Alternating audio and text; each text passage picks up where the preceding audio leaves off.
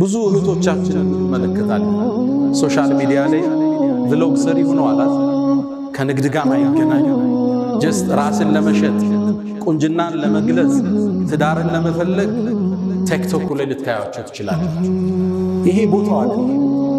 ትልቁ ወሲያዬ ብዙ ወንዶች እዛ አደባባይ ላይ የሚያገኙት ሴት ለትዳር አይፈልጓት።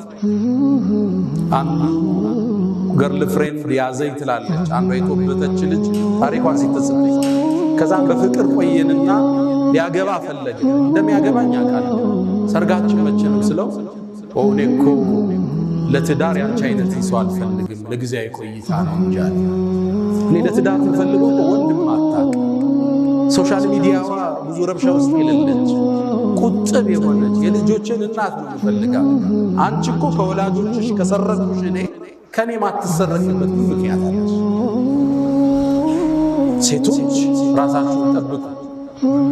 ቦይፍሬንድ የሚፈልጋችሁ ካለ ለሽግግር ነው ለትዳር እንዳታስቡ። ሌላኛው አንዱ ቦይፍሬንድ ጋር ቆይ ከዛ ልጋባ ስትለው አንቺ ሙእሚን ነሽ አለ። አዎ አለች። እነመል ሙእሚኑነ ኢኽወቱን አላት ይባላል። ታዲያ ሙእሚኖች እኮ ወንድማማች ናቸው አላት። እኔና አንቺ ፋሚሊ ነን እንጂ ባለትዳር ናቸው። ራስን መጠበቅ መልካም ዕጣን አያስመልጥም፣ ሽልማትን አይቀማም ወዳጆች።